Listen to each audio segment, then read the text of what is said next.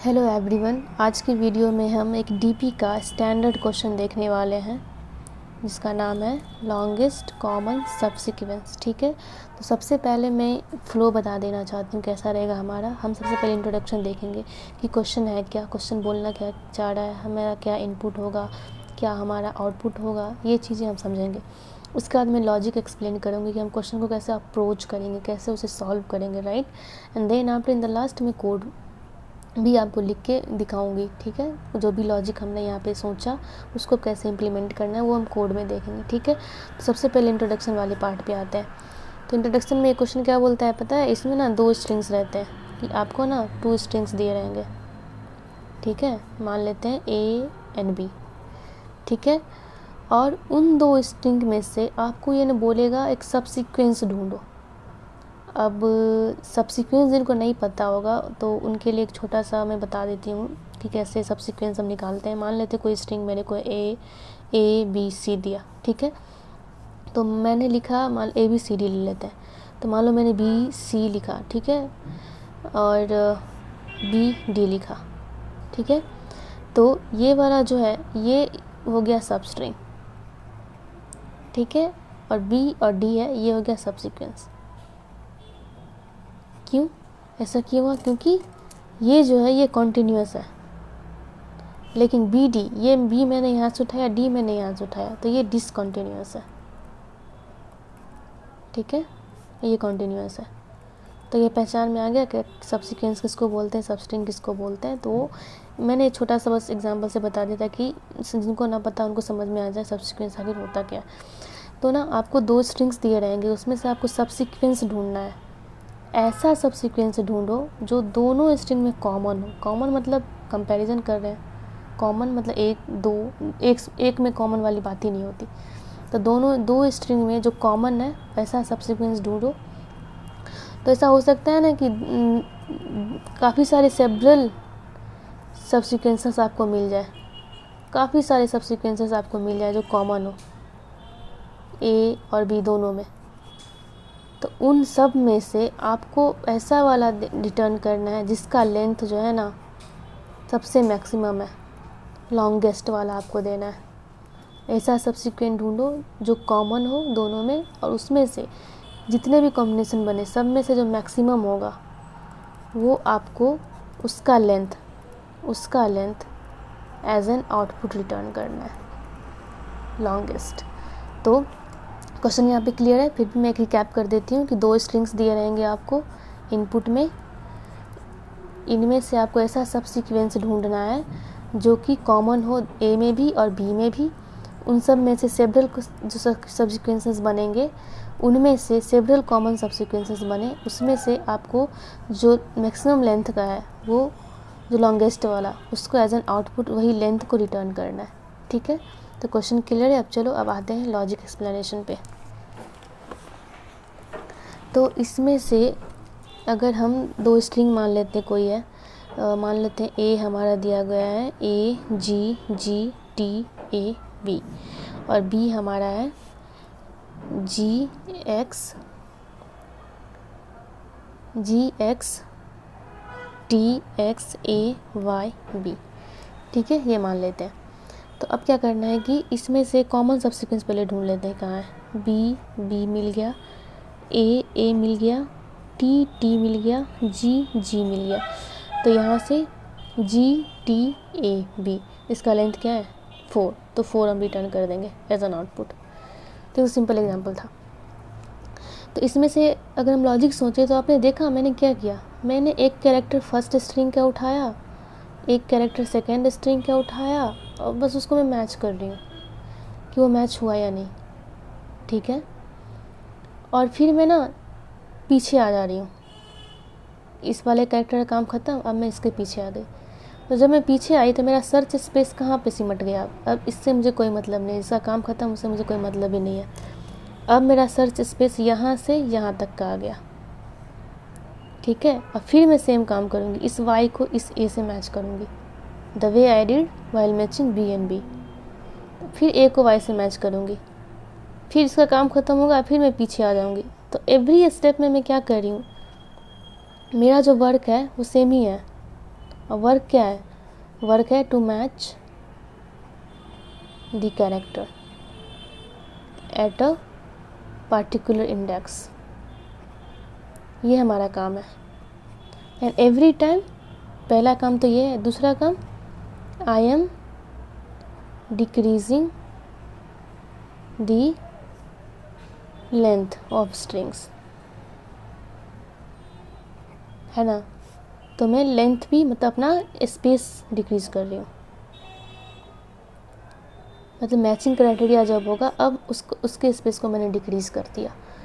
तो यहाँ से कुछ क्लिक कर रहा है, ये पैटर्न किस चीज़ पे जा रहा है, ऐसा कुछ हम कहीं यूज़ करते हैं, ये वाला यूज केस कहीं पे आता है ऐसा, जो हम ये वाले सारे मतलब प्रोसीजर फॉलो करते हैं कि कोई यहाँ पे जैसे कोई ऑपरेशन परफॉर्म किया, फिर उस प्रॉब्लम को डिक्रीज कर दिया, उस प्रॉब्लम का सर्च स्पेस डिक्रीज कर दिया, फिर सेम वही काम पे लग गया। जैसे इन दोनों को मैच किया, फिर लेंथ डिक्रीज किया, फिर मैंने मैच ही किया, सेम काम वही स्टार्ट किया, ठीक है, फिर मैं लेंथ डिक्रीज करूँगा ऐसा। तो ऐसा हम किस में करते हैं, ऐसा हम रिकर्जन में करते हैं। बेसिकली रिकर्जन में होता क्या है, रिकर्जन में आपको एक प्रॉब्लम दिया रहता है, इसको सबसे पहले आप स्मॉलर सब प्रॉब्लम्स में डिवाइड करते हो और इसको पहले सॉल्व करते हो। स्मॉलर सब प्रॉब्लम्स को सॉल्व करते करते फिर ये बिगेस्ट पे जाते हो, ये रिकर्जन में होता है, ठीक है। वही काम यहाँ पे भी हम कर रहे हैं। तो LCS में रिकर्जन लगेगा, ठीक है। हम रिकर्जन से ये प्रॉब्लम सॉल्व करने वाले हैं, ठीक है। अब कैसे करेंगे इस पे ध्यान देना है। तो मैं फिर से वो एग्जांपल लिख लेती हूँ, ठीक है, जो हमारा एग्जांपल था कि A equal to AZZTAB, B था हमारा GXTXAYB, ठीक है। तो चलो यहाँ पे B मिल गया कैरेक्टर, तो मेरा एक लेंथ तो मिल गया। अगर हम लेंथ लें तो एक लेंथ तो मुझे मिला, ठीक है। अब मेरा इसका काम ख़त्म। अब मैं इस पे आई, AY मैच नहीं किया। जब कैरेक्टर मिल गया था उस टाइम में तो आपने लेंथ में उसको इंक्लूड कर लिया, लेंथ को 1 से इंक्रीज कर दिया, ठीक है। लेंथ को 1 से इंक्रीज किया और सर्च से आपने घटा दिया। आपने ए के भी मैं AB जब भी बोलूँ समझो मैं स्ट्रिंग की बात कर रही हूँ, ठीक है। यहाँ पे A का लेंथ B का लेंथ तो आप स्ट्रिंग समझो। तो आपने कैरेक्टर मैच करा, दोनों स्ट्रिंग के लेंथ कम कर दी। अब मेरा इसका काम खत्म हो गया। अब इसके बाद वाले के इंडेक्सेस में मैं जाऊँगी तो नेक्स्ट रिकर्जन कॉल किस पे लगा दिया, अब दोनों का लेंथ डिक्रीज करके। तो ये 2 केसेस इसमें हो सकते हैं। पहला तो कैरेक्टर मैच हो जाएगा, कैर विल मैच दोनों के। सेकेंड केस में क्या हो जाएगा कि कैर वोंट मैच, ये सेकेंड केस में होगा। तो पहला केस तो हमने देख लिया, क्या करना है कि लेंथ को इंक्लूड करो और फिर दोनों का जो लेंथ डिक्रीज कर दो, ठीक है। फिर से वही रिकर्जन, वही काम फिर से वो रिकर्जन कर लेगा। नेक्स्ट टाइम वो इन दोनों को मैच करेगा फिर। लेकिन अब हमें ये देखना है कि अगर मैच नहीं होता है तो क्या ऐसा किसी के माइंड में आ रहा होगा कि चलो ये मैच नहीं होता, अब नेक्स्ट कैरेक्टर को देखते हैं। AY को छोड़ो, मैच नहीं हुआ, अब T से फिर से लेंथ डिक्रीज करते हैं। नेक्स्ट टाइम ये T इस A को कंपेयर करेगा, क्योंकि रिकर्जन में काम तो सेम ही कंडीशन लगा है, वही काम करेगा वो। तो यहाँ पे देखो, जब A और Y मैच नहीं हुआ तो क्या हम लेंथ को डिक्रीज कर सकते हैं, दोनों स्ट्रिंग के लेंथ को डिक्रीज कर सकते हैं। AY मैच नहीं हो रहा है, जैसे B भी मैच हुआ था, हमने दोनों के स्ट्रिंग डिक्रीज किए। नेक्स्ट टाइम A और Y को मैच किया, AY मैच नहीं हुआ, तो क्या हम फिर से डिक्रीज कर दें। अब ये वाला स्ट्रिंग हो जाएगा नेक्स्ट हमारा, ये वही मैच T और A मैच होगा नेक्स्ट टाइम। तो ऐसा नहीं कर सकते। क्यों नहीं कर सकते, यहाँ पे देखो, भले ही ये जो A है इस Y से मैच नहीं हुआ, लेकिन गौर से देखो तो Y के बाद एक A आ रहा है जो इससे मैच हो जाएगा। अगर आपने लेंथ दोनों के डिक्रीज कर दिए होते तो यहाँ पे अगर मैं साफ साफ देखूँ तो AGGTAB है, ये A का था और B का था GXTXAYB। तो इसका काम ख़त्म। अब AY मैच नहीं हुआ, ठीक है। तो नेक्स्ट टाइम अगर आप लेंथ डिक्रीज करते तो हमारा स्ट्रिंग ये बना होता, तो अब ये T और A कंपेयर होता, ठीक है। लेकिन हमारा ये A इस Y से मैच नहीं हुआ, लेकिन ये A इस A से मैच हो रहा है, अगर आपने लेंथ डिक्रीज कर दिया तो ये वाला कंपैरिजन हम कर ही नहीं पाएंगे और हमारा एक लेंथ जो है वो छूट जाएगा। अल्टीमेटली हमें लॉन्गेस्ट ही लेना है, मैच कर रहा है तुरंत ले लो उसको। तो ये वाला केस हिट ही नहीं हो पाएगा उस केस में। तो हमारे पास चॉइसेस है, हम क्या करें फिर। तो एक चीज़ यहाँ से क्लियर हो गई होगी, ए पहले ही इस्तेमाल, पहला स्ट्रिंग को मैंने पकड़ा तो इसका जो कैरेक्टर है दूसरे वाले स्ट्रिंग के लास्ट कैरेक्टर से मैच नहीं हुआ, ठीक है, क्योंकि हम लास्ट कैरेक्टर को से ही कंपैरिजन कर रही हूँ मैं इसमें। nth कैरेक्टर फर्स्ट स्ट्रिंग का, सेकेंड स्ट्रिंग का mth कैरेक्टर, ठीक है, वही हम देख रहे हैं। तो ए का जो फर्स्ट वाले स्ट्रिंग का जो लास्ट है वो सेकेंड वाले के लास्ट से मैच भले ही ना करे, लेकिन उसके बाद जो भी कैरेक्टर्स आए, जब लेंथ हम डिक्रीज करें तो उसके बाद हमें कहीं मिल जाए वो, ये है ना। तो हमारे पास एक चॉइस कि हम ना ए की लेंथ को रिटेन कर लेते हैं और दूसरे वाले जो लेंथ है ना बी का जो है उसको डिक्रीज करके देखते हैं, कहीं हम करते करते कहीं मिल जाए, डिक्रीज करते करते ये ए हमें यहाँ कहीं मिल जाए। तो ये तो फर्स्ट वाले को उठाए तब हुआ, सेम के सेकेंड वाले के लिए भी तो ट्रू हो सकता है।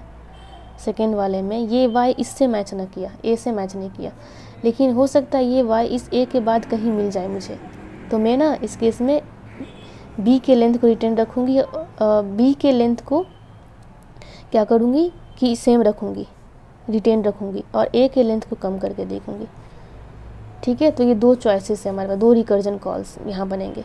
अब इनमें से अब कौन सा मैं लूँ, इनमें से क्वेश्चन में क्या कह रहा है, लॉन्गेस्ट। तो इनमें से जो भी मैक्सिमम वैल्यू मुझे देगा इन दोनों में, मैं वही एज अ आउटपुट रिटर्न करूँगी, ठीक है, क्योंकि मुझे अल्टीमेटली लॉन्गेस्ट रिटर्न करना है। तो ये चीज़ क्लियर हुई, यही हमारा लॉजिक है, बस यही था और कुछ नहीं था इसमें, कि जब भी आपका कैरेक्टर मैच कर रहा है तो उसको लेंथ में इंक्लूड कर लो और फिर स्ट्रिंग को डिक्रीज कर दो, क्योंकि आप जब तक मतलब रिकर्जन तभी ख़त्म होगा। रिकर्जन ख़त्म कब होता है, जब आपका सब प्रॉब्लम आपका जो प्रॉब्लम है सब प्रॉब्लम और डिक्रीज़ होता जाए और डिक्रीज़ होता जाए। तो आपको अल्टीमेटली डिक्रीज़ करना ही है।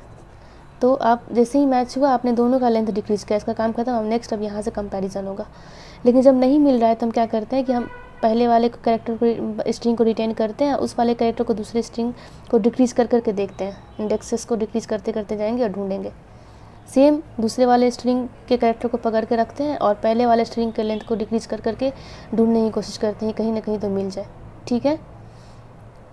तो वही हम यहाँ पे कर रहे हैं।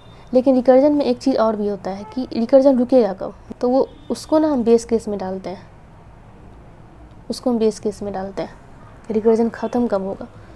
तो यहाँ पे देख रहे हो आप लेंथ को डिक्रीज कर रहे हो, अल्टीमेटली आप लेंथ को डिक्रीज करते जा रहे हो। तो एन और एम की लास्ट जो वैलिड है, लास्ट वैलिड इनपुट सबसे स्मॉलेस्ट, वो क्या हो सकती है, क्या हो सकती है। या फिर आप इसको ऐसे समझो कि आप ना अल्टीमेटली दो कैरेक्टर का कंपैरिजन कर रहे हो, कंपैरिजन कर रहे हो कैरेक्टर्स के बीच में। तो उसके लिए कैरेक्टर तो चाहिए होगा ना, तभी तो आप कंपेयर कर पाओगे दोनों में, तो कैरेक्टर तो चाहिए होगा। तो मान लो कहीं आपको ऐसा इनपुट दे दे कि ने ए को एम्पटी कर दे और बी में कुछ दे दे, बी में कुछ दे दिया, अब क्या ही कंपेयर करोगे आप इन दोनों में, कौन सा कैरेक्टर उठाओगे, ए तो पूरा एम्पटी है। सेम मान लो ए में कुछ आपको दे दे और बी पूरा एम्पटी कर दे, क्या ही कंपैरिजन आप करोगे इन दोनों में। तो इन दोनों ही केसेस में हमारा आंसर क्या होगा, 0 होगा, लेंथ 0 होगी, कंपैरिजन तो संभव है ही नहीं इसमें। तो यही हमारा बेस केस है अल्टीमेटली, कि इफ़ n 0 हो जाए या फिर m 0 हो जाए तो उस केस में आपका आंसर 0 होगा। ये हमारा बेस केस है और ये सब n और m की सबसे स्मॉलेस्ट वैलिड है, स्मॉलेस्ट वैलिड है वैल्यू है। तो इस केस में ये हमारा बेस केस है, हम 0 आंसर रिटर्न करें। तो अब हमारा लॉजिक भी क्लियर हो गया, सब चीज़ हमने इंट्रोडक्शन देख लिया, इंट्रोडक्शन देखा, हमने लॉजिक का एक्सप्लेनेशन देखा, ठीक है। अब हम कोड पे आते हैं, ठीक है। तो यहाँ पे मैंने कोड लिख दिया है, इसमें सेम है। यहाँ पे n और n का मतलब है मेरा कि मान लो n मेरा है, मेरे पास दो स्ट्रिंग है a एंड b, तो n मेरा है a का साइज और m है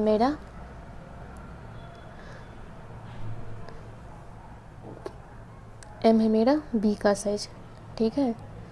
तो यहाँ पे ये हमारा बेस केस है जो मैंने अभी बताया, ये बेस केस हो जाएगा कि n जीरो कब होगा, जब a हमारा एम्प्टी रहा तो a का साइज 0, ये 0 वैल्यू देगा तो n हमारा 0 हो जाएगा। वैसे ही b अगर एम्प्टी रहा तो b का साइज 0 तो m 0 हो जाएगा। इन दोनों केसेस में हम कंपेयर कर ही नहीं सकते, कॉमन सबसीक्वेंस कहाँ से निकालेंगे, तो उस केस में हम 0 रिटर्न कर देंगे। ठीक है, अब देखो जैसे ही कैरेक्टर मैच कर जाते हैं, कैरेक्टर अगर मैच कर गया, लास्ट कैरेक्टर से मैच कर रहे हैं, ठीक है, अगर मैच होता है तो उस केस में हम क्या करेंगे, लेंथ को 1 से बढ़ाएंगे और दोनों ही स्ट्रिंग के लेंथ को डिक्रीज़ करेंगे। ये लेंथ मतलब हमारे आंसर का वैल्यू 1 से इंक्रीज़ हो जाएगा और स्ट्रिंग का लेंथ हम डिक्रीज़ कर देंगे। ठीक है, और सिमिलरली अगर x और y का वैल्यू यहाँ पे a b है, मान लो मैंने क्वेश्चन में x और y लिखा है, ये a b ही है समझो। ठीक है, तो अगर कैरेक्टर मैच नहीं होता है तो हम एक बार n को रिटेन करते हैं, दूसरे वाले स्ट्रिंग को के लेंथ को घटाते हैं, बाकी प्रोसेस सेम ही चलता है, रिकर्जन में सेम ही चलेगा फिर। और या फिर दूसरे वाले स्ट्रिंग के लेंथ को रिटेन करते हैं, उस कैरेक्टर को इस वाले पहले वाले स्ट्रिंग के लेंथ को डिक्रीज़ करके ढूंढने की कोशिश करते हैं। ठीक है, और फिर इन दोनों फंक्शन कॉल में से जो मैक्सिमम वैल्यू रिटर्न कर देगा हम वही वैल्यू रिटर्न यहाँ पे करते हैं। तो ये तो मैंने लॉजिक बताया था, तो ये क्लियर है। ठीक है, तो यही था, रिकर्जन में हम ऐसे ही सॉल्व करते हैं। ठीक है, लेकिन रिकर्जन यहाँ इस वीडियो में तो मेरा रिकर्जन ही मोटिव था बताने का, बट रिकर्जन जो होता है ना, रिकर्जन हमारा बेस्ट चॉइस नहीं होता। क्यों? क्योंकि इसका जो टाइम कॉम्प्लेक्सिटी है ये एक्सपोनेंशियल चली जाती है और इसमें काफ़ी सारे फंक्शन ओवरहेड भी होते हैं, काफ़ी सारे होते हैं।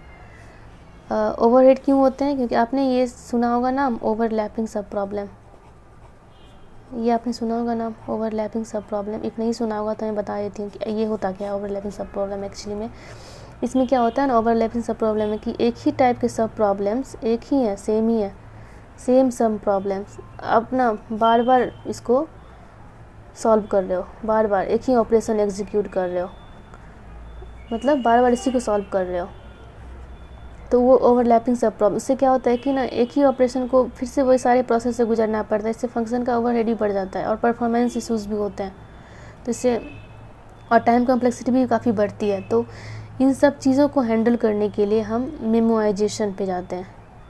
एक मेमोराइजेशन टर्म है, फिर या फिर डीपी लगाते हैं, टॉप डाउन या फिर बॉटम अप, ये सारे डीपी की चीज़ें हैं। डीपी हम यही अप्लाई करते हैं टू ओवरकम दी ओवरलैपिंग सब प्रॉब्लम्स, कि चलो हम एक बार इनकाउंटर सब प्रॉब्लम करें तभी उसको रिजॉल्व कर लें, बार बार हमें सेम ही प्रॉब्लम को सॉल्व ना करना पड़े। ठीक है, तो उसको हम हैंडल करते हैं डीपी में, मेमोराइजेशन, टॉप डाउन, ये सब जो होती है। तो उसमें करते क्या है एक्चुअली में कि कोई भी सब प्रॉब्लम इनकाउंटर हुआ तो इसके वैल्यू को हम किसी टेबल में स्टोर कर लेते हैं, इसकी वैल्यू को ना हम कहीं स्टोर करके रख लेते हैं। ठीक है, और नेक्स्ट टाइम जब सेम सब प्रॉब्लम आ जाती है तो हम ना उसको एग्जीक्यूशन में नहीं जाते, हम डायरेक्ट इस टेबल में जाएंगे, यहाँ से जो भी वैल्यू पड़ी रहेगी वही हम रिटर्न कर देंगे यहाँ पे आउटपुट में। तो ये जो ऑपरेशन है इससे में बच जाएंगे हम, तो हमारा ना परफॉर्मेंस काफ़ी बढ़ जाएगा, परफॉर्मेंस इंक्रीज़ हो जाएगा, टाइम कॉम्प्लेक्सिटी काफ़ी रिड्यूस हो जाएगी, काफ़ी अच्छी हो जाएगी।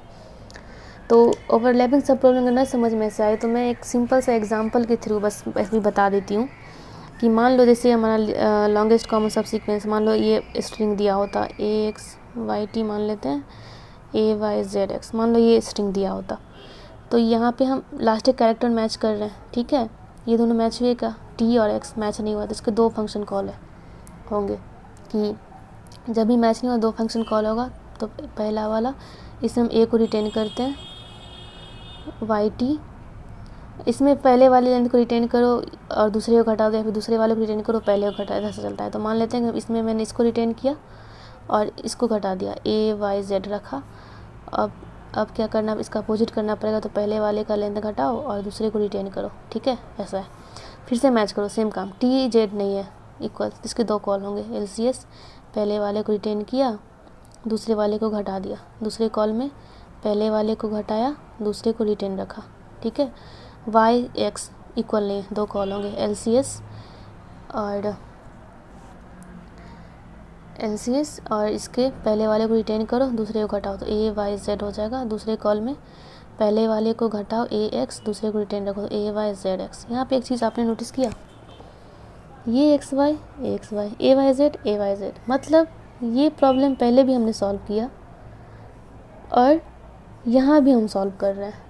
इसके बाद फिर इसके ट्री बनेंगे, ये दोनों मैच करोगे नहीं मिलेगा, इसके दो कॉल आएंगे, फिर इसके बनेंगे, सेम यही है। यहाँ पे इसको मैच करोगे नहीं मिलेगा, फिर इसके ट्री बनेंगे, सेम प्रोसेस में जाओगे और ये डिट्टो सेम है, पूरा A to Z सेम रहेगा, सारा प्रोसेस दो बार कर रहे हो।